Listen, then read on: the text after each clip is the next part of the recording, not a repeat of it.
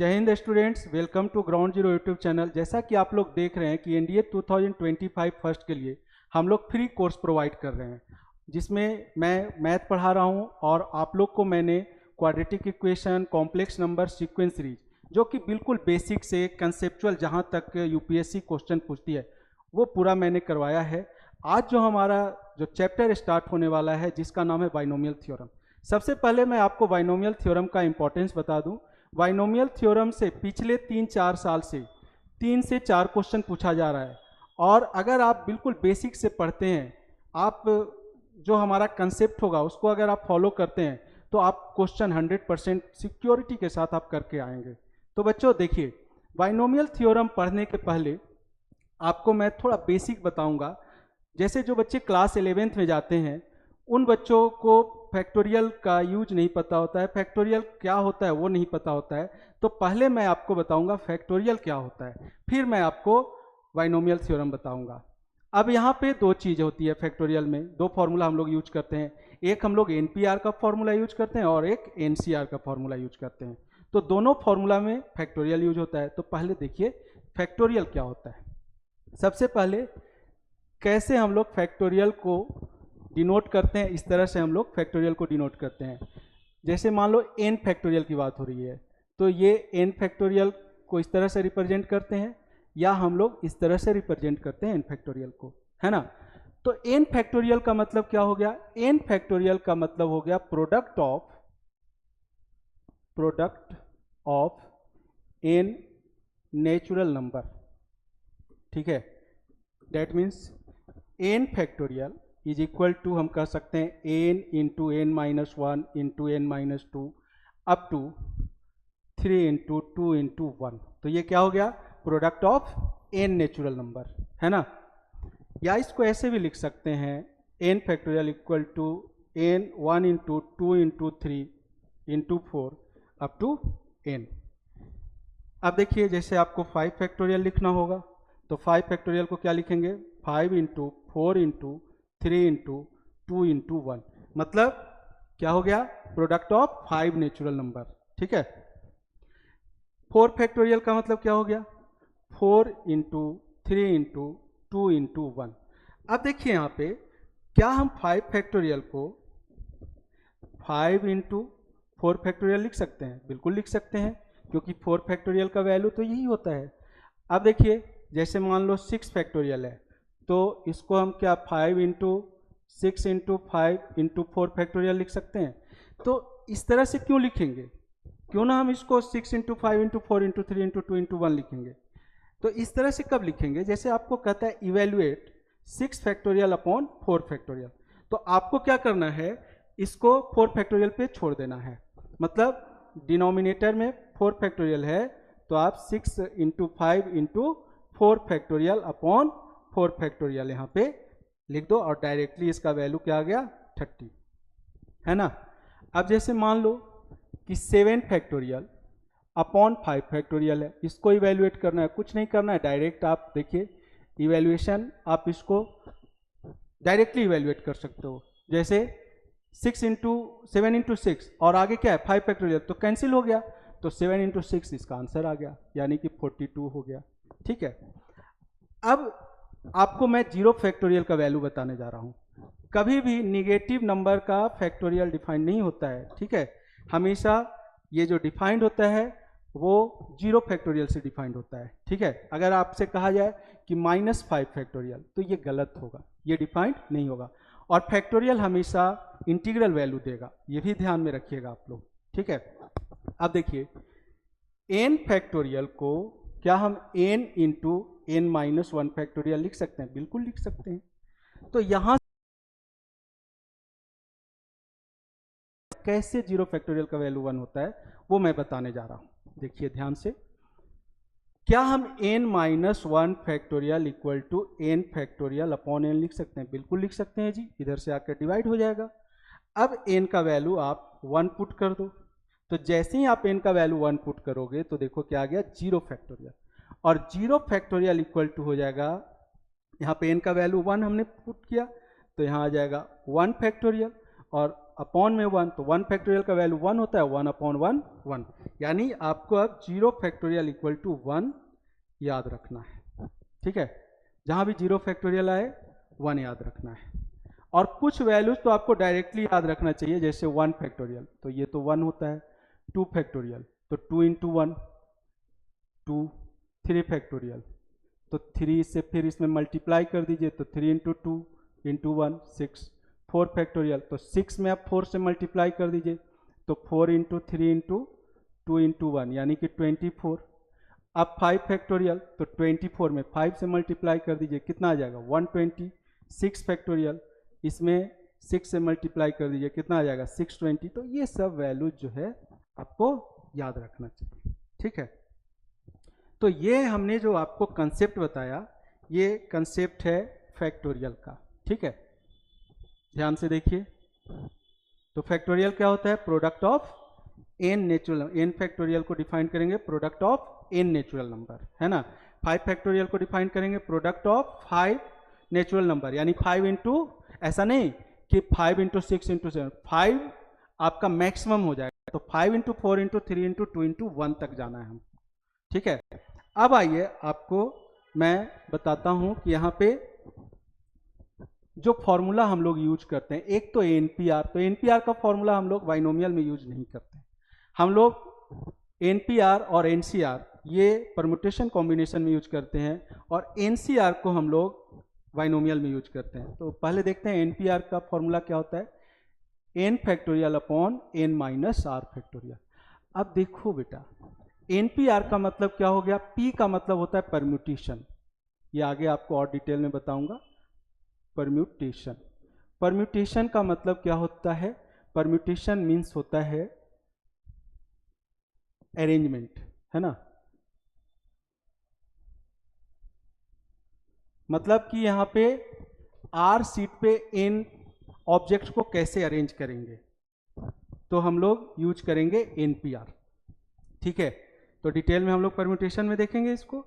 अब एनसीआर क्या होता है, देखिए एनसीआर का मतलब हो गया यहाँ पे एन ऑब्जेक्ट्स में से आर ऑब्जेक्ट को सिलेक्ट करना है। यहाँ पे क्या होता है, सिलेक्शन होता है।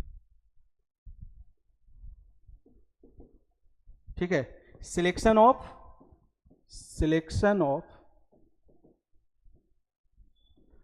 Are object, selection of are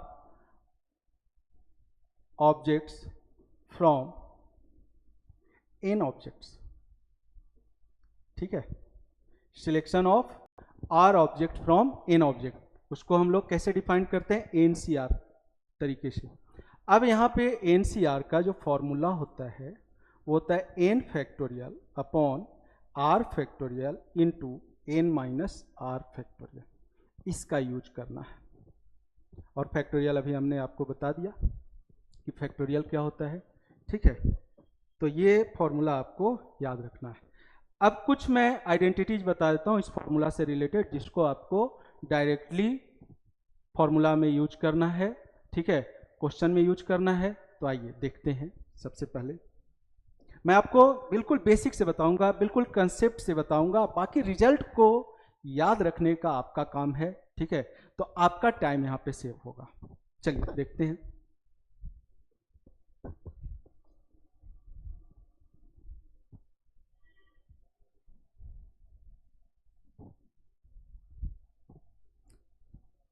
तो ये इंपॉर्टेंट रिजल्ट है।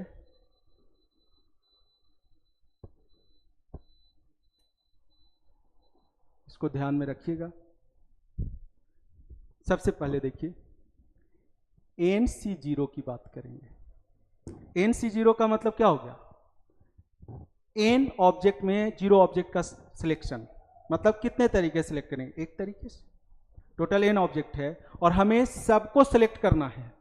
ठीक है, या हमें किसी को सिलेक्ट नहीं करना है, एन में से जीरो को सिलेक्ट करना।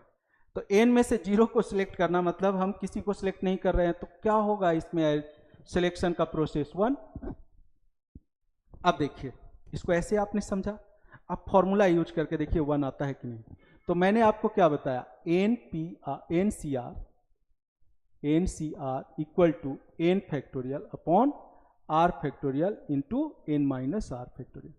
तो यहाँ पे एन का वैल्यू तो एन है, क्या है एन का वैल्यू एन, तो एन फैक्टोरियल, और आर का वैल्यू देखिए 0 है तो 0 फैक्टोरियल इंटू एन माइनस 0 यानी कि एन फैक्टोरियल। तो 0 फैक्टोरियल 1 होता है, देखिए क्या आ गया 1/1, 1 आ गया ना, ठीक है। अब देखिए अगला जो है रिजल्ट एन सी 1, मतलब एन में से, ठीक है, 1 लोग को सिलेक्ट करना है, एन ऑब्जेक्ट्स है उसमें से एक को सिलेक्ट करना है। तो कितने ऑप्शन बन सकते हैं, एन ऑप्शन, एन तरीके से सिलेक्ट करेंगे। तो देखिए यहाँ पे डायरेक्ट क्या हो जाएगा रिजल्ट एन। अब फॉर्मूला यूज करते हैं यहाँ पे, देखिए एन फैक्टोरियल अपॉन आर का वैल्यू 1 है 1 factorial into n minus 1 factorial. तो अभी आपको बताया कि जब भी इस फॉर्म में रहेगा तो आप कैसे ब्रेक करोगे, एन इंटू क्या लिखोगे इसको, n minus 1 factorial upon n minus 1 factorial. तो ये कैंसिल हो गया, तो यहाँ पे देखिए क्या आ गया रिजल्ट एन, ठीक है।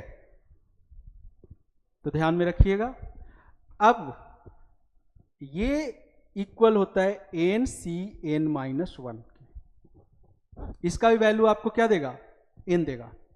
कैसे, तो एन लोगों में से एन माइनस 1 लोगों को रिजेक्ट करना, मतलब कि एक को सिलेक्ट करना, क्या दोनों ये सेम हो गया ना।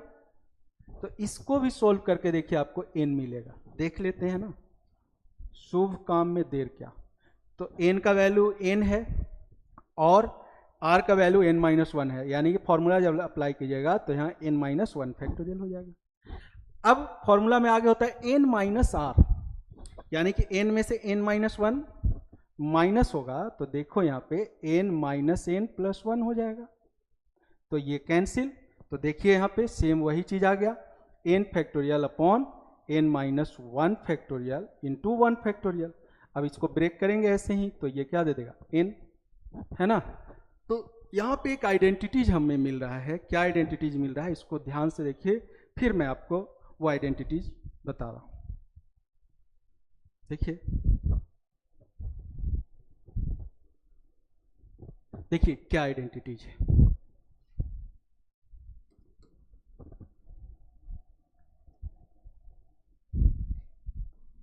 कोई भी डाउट हो समझने में, अगर आपको प्रॉब्लम हो, आप जहां भी बैठे हो, ठीक है, गांव से लेकर शहर तक, कहीं भी देश के किसी कोने में बैठे हुए हो, हमें कमेंट करके आप हमसे पूछ सकते हो कि सर ये चीज़ समझ में नहीं आया। तो हमारा जो अगला लेक्चर होगा उसमें मैं आपको उस चीज़ को समझा करके आपके कंसेप्ट को मैं क्लियर करूँगा, ठीक है, चाहे आप कहीं भी हो। क्योंकि मैं इस तरीके से कोशिश करता हूँ समझाने का कि आप जो है घर में बैठे हो तो आपको ये लगे कि आप लाइव क्लास में बैठे हो, ठीक है। तो चलिए देखते हैं क्या कंसेप्ट है इसके पीछे का। एन सी आर मतलब एन में से आर का सिलेक्शन करना, मतलब हो गया कि एन में से एन माइनस आर लोगों का रिजेक्शन करना। मान लो क्लास में 20 बच्चे बैठे हुए हैं, हमें 10 को सिलेक्ट करना है या 5 को सिलेक्ट करना है 20 में, ठीक है। 50 बच्चे बैठे हुए हैं, टॉप हमें 10 स्टूडेंट चाहिए, तो 50 में से हमें टॉप 10 स्टूडेंट चाहिए। इसका मतलब है कि 50 में से जो 40 स्टूडेंट हैं वो रिजेक्ट हो गए, टॉप में नहीं आ रहे। अब इन दोनों को सोल्व करके देखो, आपको सेम वैल्यू मिलेगा, ठीक है। तो कहने का मतलब है कि अगर 10 को आपने सिलेक्ट किया तो 40 ऑलरेडी रिजेक्ट लिस्ट में चला गया, तो दोनों सेम वैल्यू देगा, ठीक है। आप सोल्व करके देखिए, एन सी आर को क्या लिखते हैं, n factorial upon r factorial into, ये तो फॉर्मूला होता है, एन माइनस आर फैक्टोरियल, और यहां देखिए n factorial upon n minus r, r के जगह आ गया तो आर के जगह रिप्लेस कर दिया एन माइनस आर को, और यहां देखिए एन माइनस करेंगे एन माइनस आर, तो minus n plus r factorial हो जाएगा। देखिए सेम आ रहा है कि नहीं आ रहा है। तो ये एक आपको यहाँ पे आइडेंटिटीज मिल जाता है, और यहाँ पे इस आइडेंटिटीज को कभी कभी ऐसे भी यूज करना रहता है, और डायरेक्ट क्वेश्चन एनडीए में यहाँ से आया हुआ है, मैं आपको क्वेश्चन करवाऊंगा, ठीक है। तो देखिए ध्यान से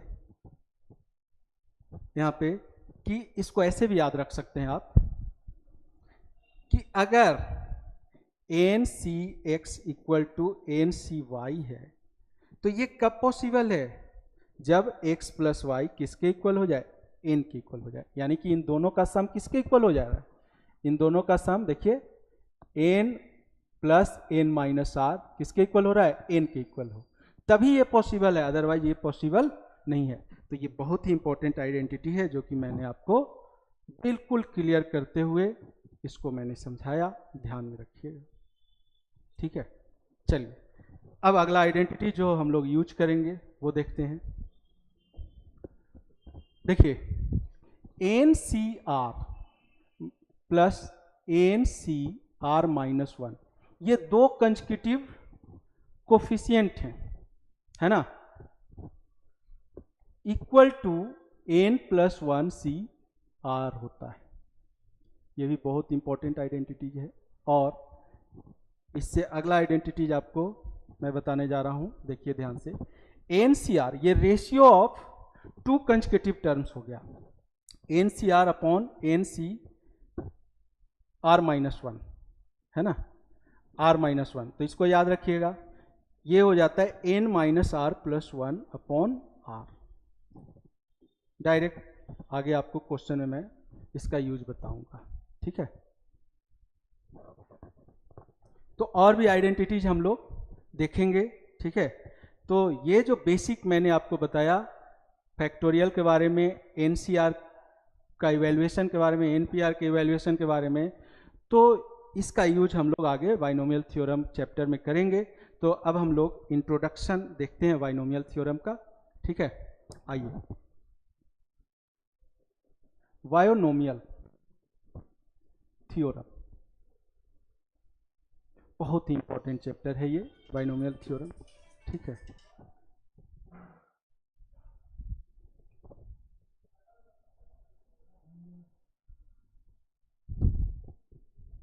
बहुत ही इंपॉर्टेंट चैप्टर है ये बाइनोमियल थ्योरम। अब ध्यान से देखिएगा, बाइनोमियल, ट्राइनोमियल, बाइनोमियल मतलब दो टर्म का हम यहाँ पे स्टडी करते हैं, ट्राइनोमियल मतलब हम लोग तीन टर्म का स्टडी करते हैं, ठीक है। तो बाइनोमियल में देखिए सबसे पहले हम लोग बाइनोमियल थ्योरम पढ़ेंगे फॉर पॉजिटिव इंडेक्स।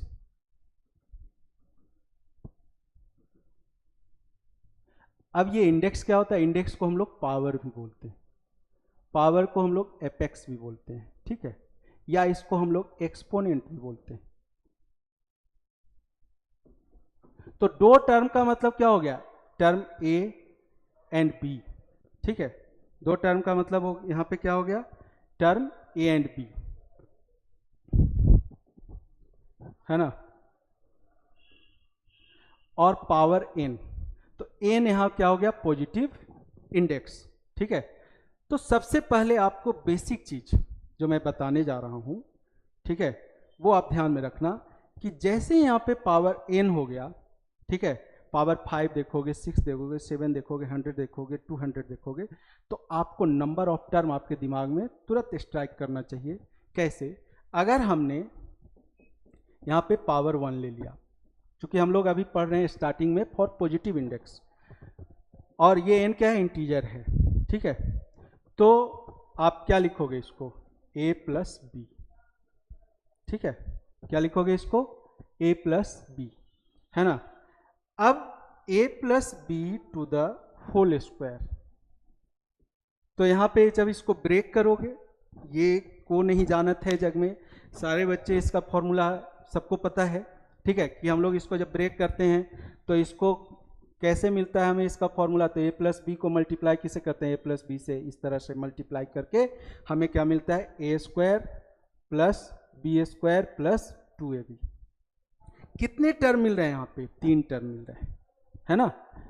और आगे a प्लस बी का होल क्यूब, यहाँ तक तो सबको फॉर्मूला याद रहता है, क्या भाई, तो a cube plus 3a square b plus 3ab square plus b cube. कितने टर्म है यहाँ पे, 4 टर्म है।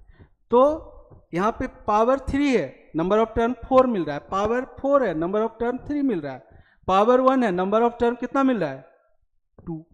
तो यहाँ पे ठीक है, इफ इंडेक्स यानी कि जो पावर है वो क्या है n, then number of term, आपके दिमाग में तुरंत स्ट्राइक करना चाहिए कि नंबर ऑफ टर्म्स कितना हो जाएगा, ये हो जाएगा n+1, है ना बच्चों। ध्यान से देखिए कितना नंबर ऑफ टर्म हो जाएगा n+1। तो बिल्कुल बेसिक नॉलेज मैंने आपको प्रोवाइड किया कि जैसे ही आप पावर में देखेंगे n, तो यहाँ पे क्या हो जाएगा n+1। अब a+b⁴ में कोई फॉर्मूला याद नहीं रहता है, फिर वो कैलकुलेट करना पड़ता है। जैसे मान लो कि a+b⁴ है, तो फिर इसको कैलकुलेट करोगे a+b² का होल स्क्वायर, मतलब a+b² इंटू a+b²। इस तरह से आप इसको क्या करोगे, कैलकुलेट करोगे। तो इसका कैलकुलेशन अब पावर 5 हो जाएगा, तब कितना ज़्यादा कैलकुलेशन हो जाएगा। तो उसी के लिए यहाँ पे ये जो बाइनोमियल थ्योरम का जो फॉर्मूला है उसको हम लोग यूज करते हैं। अब ऐसा तो है नहीं कि पावर अगर 12 रहेगा तो आपको टोटल 12 टर्म लिखना है, नहीं, आपसे डायरेक्टली पूछ देगा कि 7 टर्म क्या होगा इसका, 9 टर्म क्या हो जाएगा इसका। ठीक है, तो देखिए इसका फॉर्मूला मैं आपको बताता हूँ क्या इसका फॉर्मूला है, और वो फॉर्मूला कैसे आया वो भी मैं बताऊंगा आपको। तो पहले मैं आपको इसका फॉर्मूला बताता हूं, ठीक है।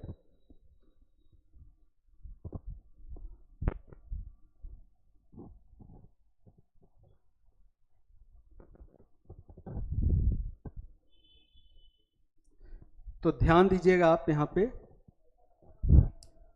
फॉर्मूला बहुत ही इंपॉर्टेंट है, a+b⁴n, ठीक है। इसको हम लोग लिखते हैं nc0। अब nc0 का भी मीनिंग मैं बता देता हूं। टोटल यहां पे कितना ब्रैकेट बनेगा, n ब्रैकेट बनेगा। जैसे आप a+b² लिखते हो तो ये बन जाता है a+b × a+b, ठीक है। तो यहाँ पे 2 ब्रैकेट बन रहा है, इसको हम लोग ब्रैकेट एक्टिवेशन मेथड कहते हैं। ये किसी बुक में आपको नहीं मिलता है, तो यहाँ पे थोड़ा सा मैं इसका मीनिंग बता देता हूँ। टोटल 2 ब्रैकेट है और आपको चाहिए क्या, यहाँ पे a² मिलता है। तो 2 ब्रैकेट में से हम लोग 2a चाहिए, तो इसको किस तरीके से हम लोग सिलेक्ट करते हैं, 2c2, है ना। 2 ब्रैकेट में से 2a को हम लोग इस तरह से, ठीक है, निकाल लिए। 2 ब्रैकेट में से 2a मिल गया हमें।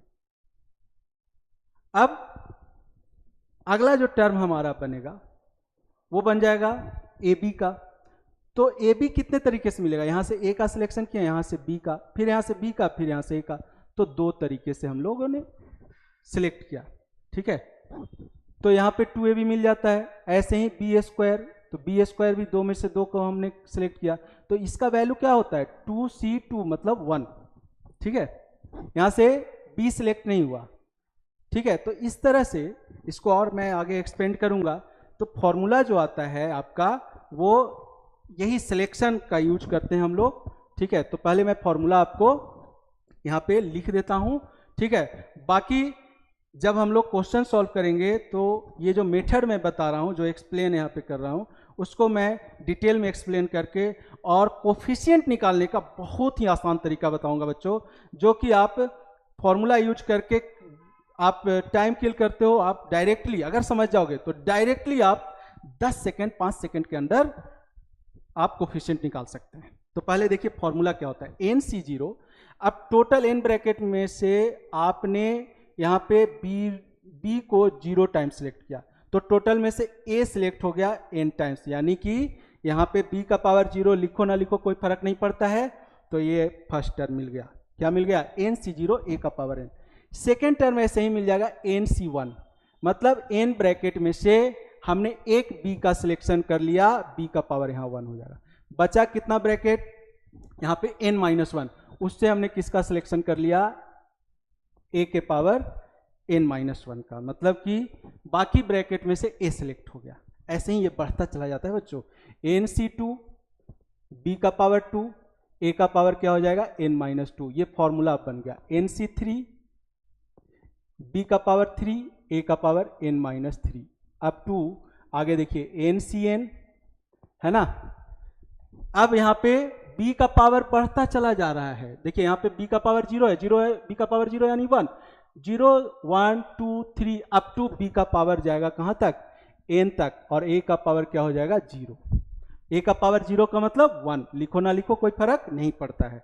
तो ये फॉर्मूला बन जाता है a plus b to the power n का, ठीक है। आई थिंक क्लियर हो गया होगा आप लोग को। अब देखिए यहां पे आप इसको सिग्मा के फॉर्म में भी लिख सकते हैं। सिग्मा का मतलब हमने सीक्वेंस एंड सीरीज में सिग्मा को एक्सप्लेन किया है, समेशन होता है, ठीक है। तो इसको कैसे लिखेंगे, देखिए यहां पे r इक्वल टू 0 से लेकर r का वैल्यू कहां से स्टार्ट हो रहा है, r का वैल्यू यहां पे 0 से स्टार्ट हो रहा है। कहां से स्टार्ट हो रहा है, 0 से स्टार्ट हो रहा है। देखिए ये है ना 0 1 2 कहां तक जा रहा है, n तक जा रहा है। तो r का वैल्यू 0 से n, और यहां देखिए NCr, a का पावर इन दोनों का डिफरेंस हो जाता है, a का पावर, और b का पावर ये जो r है वो b के पावर में आ जाता है। तो इस तरह से आप इसको समेशन के फॉर्म में लिख सकते हो। अब देखो आप ध्यान से, r का वैल्यू जब 0 लेंगे आप तो आपको फर्स्ट टर्म मिलेगा, क्या मिल जाएगा NC0। देखिए r का वैल्यू आप 0 लेंगे तो आपको यहां पे फर्स्ट टर्म मिल जाएगा क्या, NC0। देखिए यहां पे a का पावर n-0 यानी कि n, और b का पावर 0, देखिए फर्स्ट टर्म मिल रहा है कि नहीं। r का वैल्यू अगर 1 लेंगे तो आपको यहां पे मिल जाएगा टर्म 2, ठीक है। क्या हो जाएगा NC1, और a का पावर n-1, b का पावर 1। r का वैल्यू अगर 3 लेंगे तो आपको मिल जाएगा 2, यहां पे 2 लेना है तो टर्म 3, और ये हो जाएगा NC3, r का वैल्यू 2 लेना है, हाँ तो यहाँ 2 हो जाएगा, a का पावर n-2, b का पावर 2। अब यहाँ पे देखिए यहीं से आपको जनरल टर्म का फॉर्मूला मिलता है। किसी भी टर्म को फाइंड आउट करने का जो फॉर्मूला है उसको हम लोग जनरल टर्म बोलते हैं। तो यहाँ पे देखिए आपको मैं जनरल टर्म का फॉर्मूला जो आज का सेकंड फॉर्मूला मिल रहा है आपको, एक तो ये हो गया, दूसरा यहाँ पे किसी भी टर्म को फाइंड आउट करने का जो फॉर्मूला मिल रहा है, देखिए यहाँ पे T1 का मतलब यहाँ हो गया r का वैल्यू 0, T2 का मतलब r का वैल्यू 1, T3 का मतलब r का वैल्यू 2। तो यहाँ पे देखिए r plus 1 equal to NCr। तो यहाँ पे 0 है तो यहाँ 1 है, यहाँ 1 है तो यहाँ 2 मिल रहा है, यहाँ 2 है तो 3, यहाँ तो अगर यहाँ r होगा तो यहाँ क्या लिखेंगे r प्लस 1। a का पावर आप साफ देख रहे हो क्या हो रहा है, n-r मतलब इन दोनों का डिफरेंस, ऐसे याद रखते हैं, और b का पावर r। तो ये देखिए आपको जनरल टर्म का फॉर्मूला मिल गया, ठीक है। फिफ्थ टर्म निकालना है, मान लो कोई कह दिया कि आपको इसका 6 टर्म निकालना है, तो T6 इक्वल टू यहाँ पे देखिए NC5, ठीक है, NC5। तो यहाँ पे टर्म 6 का मतलब यहाँ r का वैल्यू 5 लेना है, और a का पावर हो जाएगा n-5, b का पावर 5, ये टर्म 6 मिल जाएगा, ठीक है। यहाँ भी देखिए आप, यहाँ पे फर्स्ट टर्म r का वैल्यू 0, सेकंड टर्म r का वैल्यू 1, थर्ड टर्म r का वैल्यू 2, फोर्थ टर्म r का वैल्यू 3। तो यहाँ से किसी भी एक्सपेंशन का कोई भी टर्म आप इस फॉर्मूला से निकाल सकते हैं। तो एक एग्जांपल देखते हैं हम लोग, ठीक है।